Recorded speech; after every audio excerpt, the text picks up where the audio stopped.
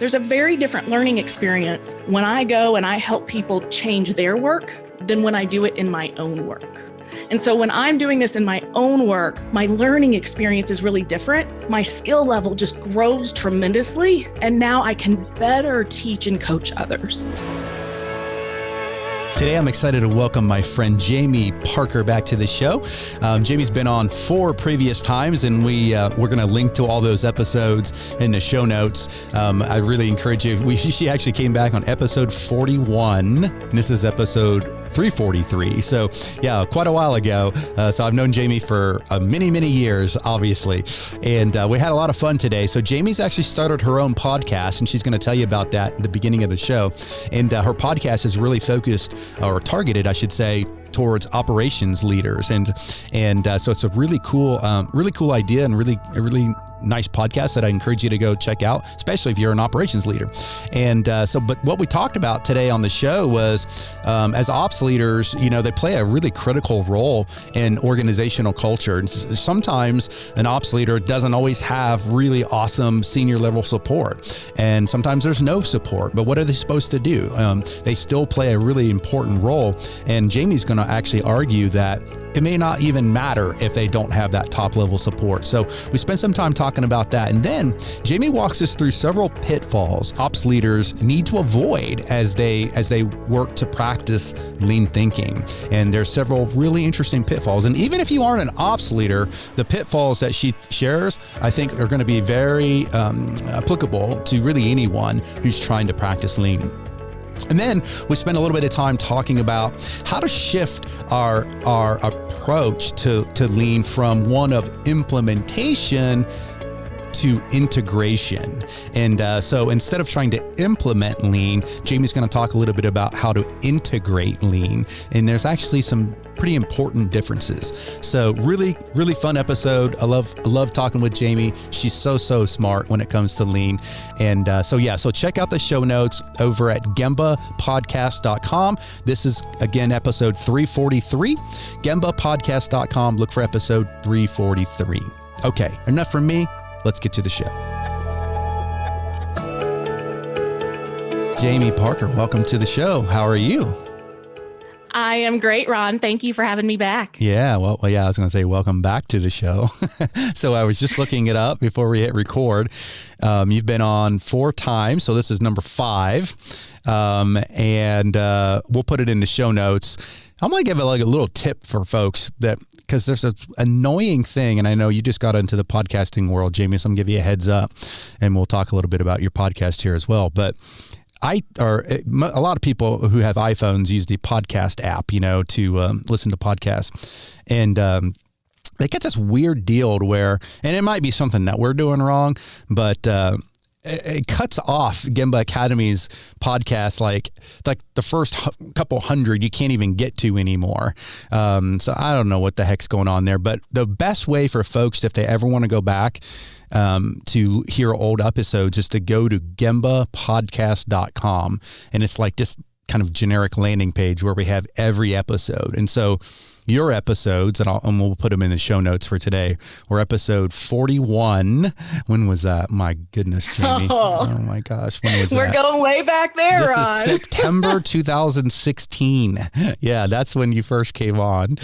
Oh my gosh. And then episode 120, you're investing in people with Jamie Parker. Then we were talking about teaching TWI in episode 149, and then how to coach leaders to coach others in episode 245. So yeah, lots of fun over the years, Jamie. Yes, and it was fun every single time. It still is. Yeah, exactly. All right. Well, so hey, listen, before we jump in with the quote and all that kind of good stuff, I want you to definitely tell folks about your podcast. And I understand my episode may be coming out relatively soon. I don't know. I mean, by the time this one comes out, maybe it will have already come out, but tell us about it. Yeah, absolutely. So the podcast is called Lean Leadership for Ops Managers. So you can find it on all the platforms, whatever your platform is, or you can go to find it at my website, which is processplusresults.com. And the podcast is really designed to provide support and encouragement and teaching and new ideas and reflection and all of that for folks that are in operations leadership roles who are integrating this, they're integrating this whole lean thinking and working, but they're not full-time lean practitioners. Right. And so it may not be that they need to go back out and become the experts on, run charts and statistics, or even on some of the lean tools. Yeah. But it's really more of that thinking and the leadership, and a lot of that people leadership side is, okay, so I love this stuff, but how do I actually turn it into reality for me when I have this day job? Yeah. Yeah. So that's what we're talking about in it. And it's super fun. So we actually just did an interview together, and I would suspect it'll be out before this episode is out. Yeah, very cool. Well, it was fun to do, and I've enjoyed listening to them, and I really do like how you're kind of honing in on that particular niche, for ops leaders, because there's a lot of ops leaders out there who, are trying to figure this stuff out, with a so-called day job, right? And it's tough. It's tough. So. Well, listen, you know the drill, Jamie. At the beginning of all of our episodes, we like to have our guests share a quote. So do you have one for today? I do. And I'm going to full transparency. The first two that came to mind, I was like, I shared those in previous episodes. So I want to make sure I'm sharing something new. And I was really reflecting on, what's a quote that really speaks to my core values and purpose and things like that. Mm-hmm. And it might be from a source you're not expecting, because the quote is actually from John Harbaugh, coach of the Baltimore Ravens. Right? Who knew we were going to go American from the football? Michigan? I'm Ohio State guy, so I can't be having any Jim Harbaugh quotes. But I'll allow John Harbaugh's fine. Oh, yeah. Well, this is actually, there's a video on YouTube. It's a Smart CEO magazine video on leadership. And John Harbaugh is being interviewed in this video. And as part of this interview, he says, if you want people to feel like you care about them, then the best way to do it is to actually care about them. Yeah. And I think this is core, right? Mm-hmm. We want to talk about strategies and tools and skills, and how do I better give recognition, which is something I teach all the time. Yeah. But all of those behaviors and systems aren't really going to be authentic and meaningful if you don't have that belief first. Yeah. No, exactly. That's great. I'm telling you, these football coaches, man, a lot, and not just football, but coaches in general, but have a lot of wisdom. Again, I grew up in Ohio, so I'm a Buckeye fan, but the Nick Saban, for Alabama, and trust me, I'm no Alabama football fan, but that dude's got some stuff figured out as far as, teaching people, and this whole the process that he talks about, there's a lot of stoicism built into it. And there's a lot of wisdom, John Wooden, my goodness, if you just read a couple John Wooden books and you're just like, whoa, what? Yeah. So lots of wisdom. Absolutely. And I'll tell you, so my brother is a high school basketball coach. Mm-hmm. And I am continuously in awe of him, because as this coach, he comes about it as the basketball is really kind of secondary. Yeah. He views his role as, building young men, right? Absolutely. Building these boys to become men, and, men who respect people and who treat people well, and all of the big people, human stuff. Yeah, no, exactly. I actually helped coach one of my older son's football teams, and it's the same thing, it's like we're preaching character, virtue, hard work, right? And, if you do all those things, the wins will come as a result of all those other things, right? So, really good. All right. Well, hey, Jamie, real fast. I know a lot of people know who you are, listen to the previous episodes, but for those who may not have met Jamie virtually, tell us just a little bit about yourself and what you're up to these days. Yeah, absolutely. So I am a recovering command and control manager.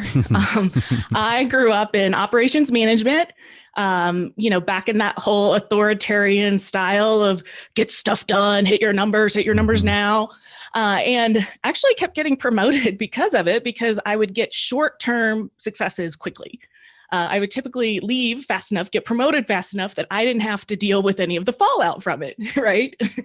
And through, that was like going okay in the sense that I was getting promoted, but it was miserable. Like I hated it. My team hated it. I had complaints filed against me, the whole nine.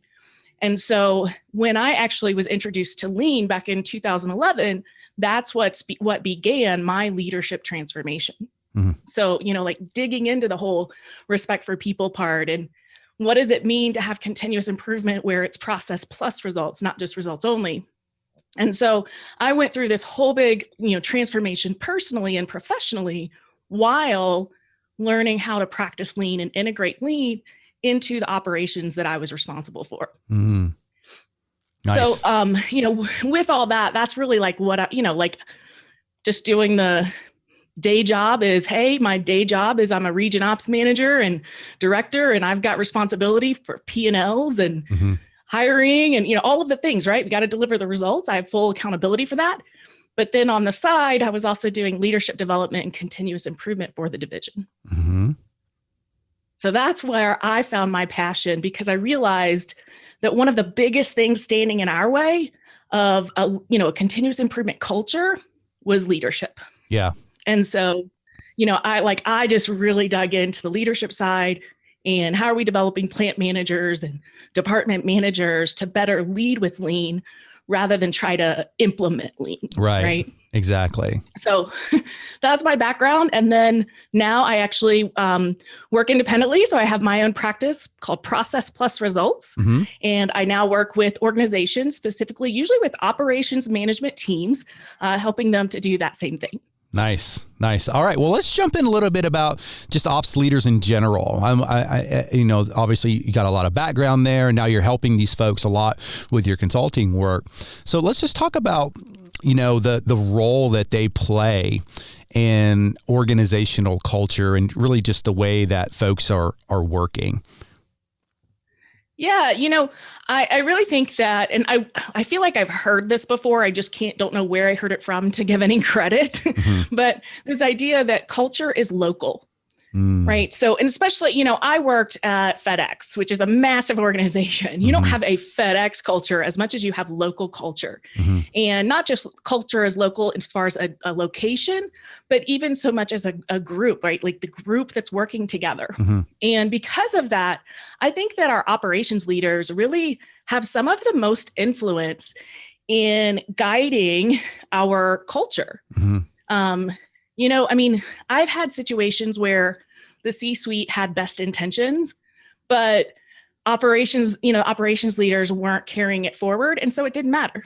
Mm-hmm. And I've also had situations where the C-suite really couldn't care less about this whole people improvement stuff. Mm-hmm. But because operations leaders did, it actually changed those local cultures and changed how they were working, mm-hmm. right? Because your team leads and supervisors and, plant managers and value stream managers, these are the folks that have the most interaction with our team members who are creating value, the folks who are making product or delivering service. It's so funny that you said that. I don't want to throw a previous employer under the bus, but I guess I'm about to. I won't name their name. You can go to my LinkedIn and figure it out probably. But gosh, I had a boss in a previous role, and the fact that we, was in a manufacturing organization, and I was a director of manufacturing and continuous improvement for one of these divisions. And I swear to you, the fact this person had a sales background, and the fact that we had to actually produce something was annoying to this person. It was like right. bookings, sales. And then it's like, well, of course, just make it right quickly, and I'm like, yeah, make it right and make it quickly. That's what we're trying to do here, but boy, so many leaders out there. There's a lot of folks out there, a lot of operations managers out there on an island, and they don't always have that senior level support. Now, I was lucky enough that this person didn't get in my way, which was cool. He let me do my job, which I appreciated, right? And we were able to do some good stuff, but they could care less, right? And mm-hmm. It's really frustrating. It can be really difficult when you're in that situation.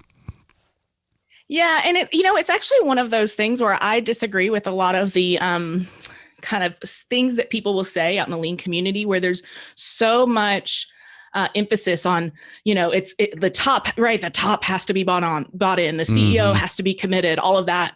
And, I think, okay, yes, if I'm going to have an organizational wide transformation, that probably needs to be the case. Yep.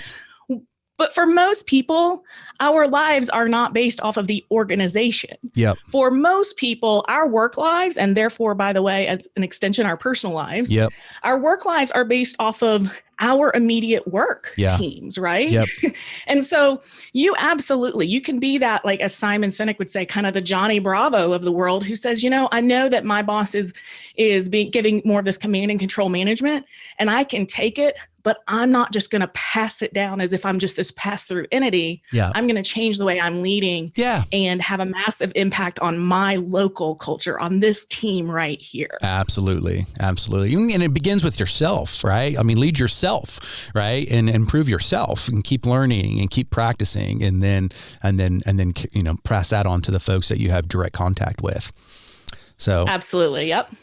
So I want to also talk a little bit about pitfalls, because especially as it relates to lean, when we did our podcast and you were interviewing me, which was fun, I think I used the analogy of that, the fish story, one where it's like, I can't remember the exact, there's a YouTube video you could probably find. I'll probably mess it up, but there was something to the gist of a couple fish swimming along in the water, and another fish swims by and goes, "Hey, how's the water?"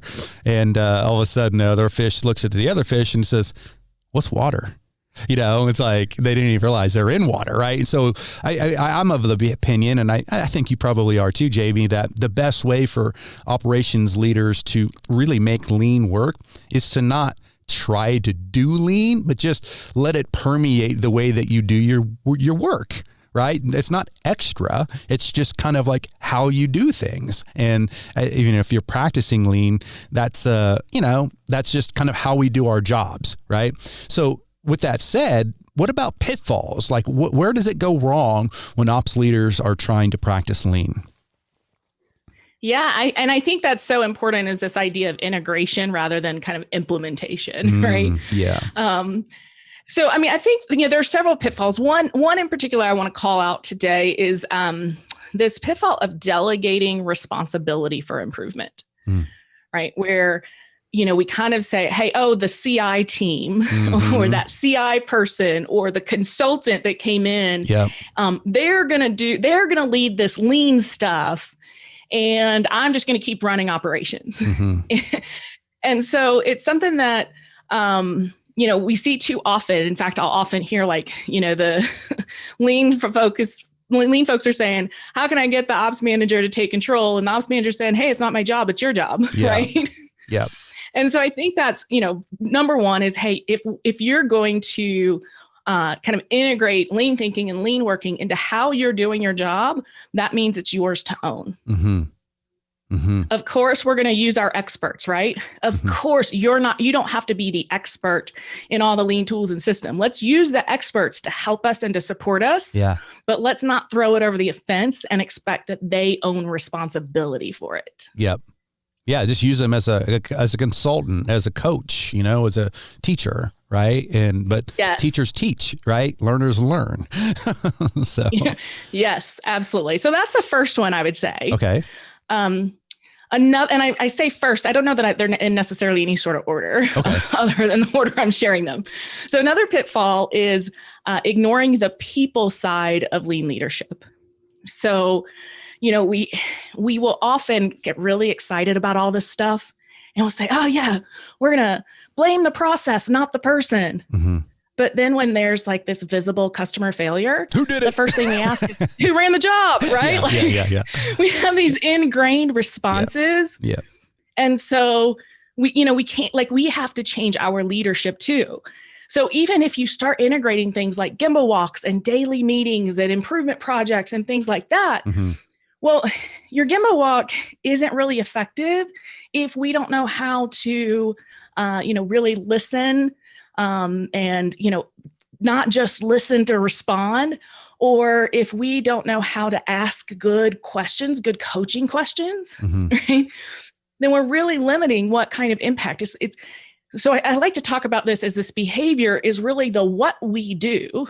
So the action, the activity of a Gemba walk and a daily meeting and leader standard work, as well as the how we do it. And that's the skill and the effectiveness. And are we incorporating the types of things in our people leadership? Because the reality is that leadership is a relationship, and it doesn't happen on a visual board, right? It doesn't happen in standard work. Leadership happens in interactions between people. Absolutely. So I think one of those things is we jump in, we get so excited about all the cool, fun, visual stuff that we forget that, hey, we have to look at how we're leading the people side too. Yeah, exactly. Good. Okay. All right. So I've got a couple more if we have time. Yeah, let's do it. All right. So the third one I want to talk about is a pitfall where we do a top-down push.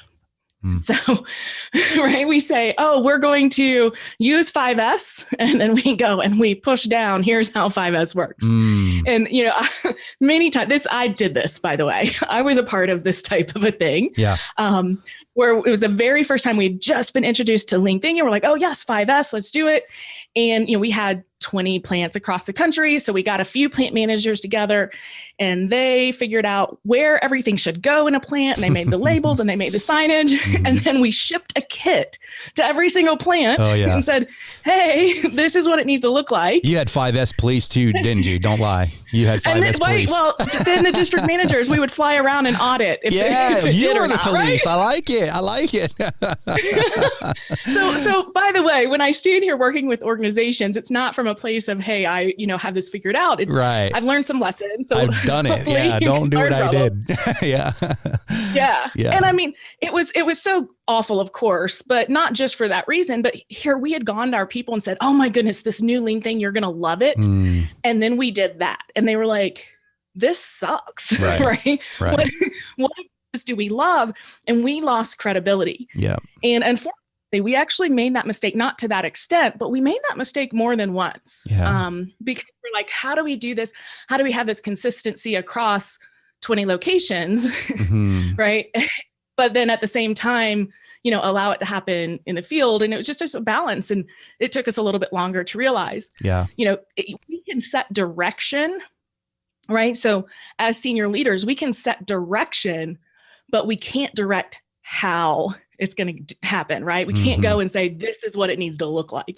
We need to actually have the process of whatever it is, Gemba walks, stand-up meetings, whatever it is, right? We need to have that process be a learning process that involves folks. Yes. So it's not like a top-down push, go implement this. Yep. I love it. I think everybody that's been practicing for a while can share a 5S horror story, Gosh, I know I've got a million. Absolutely. Yeah. It's the same thing with like daily startup meetings and the visual boards that people put up. And, they think that every department needs to look the same. Yeah. Like, well, no, they actually don't. Yeah. Because that's why, they become wallpaper, right? Nobody's using them. Yeah, exactly. All right. So the last pitfall I was hoping to share is that I see operations, we make this mistake. I made it too, right? Is that we start integrating this lean thinking and working, and we make it all about their work, the people on the floor, right? We go and we say, oh, we got to, and I know it comes from good intentions because we're thinking, well, I want to create more value for customer. And so I'm going to the processes closest to the customer. Right? That's where it's coming from. I want to get flow, and I'm going to have Kanbans and right, all of the things that we go to do to their work, the team members' work, the operations work on the floor. And then, but what we don't do is we don't apply it with the same vigor and frequency to our own work.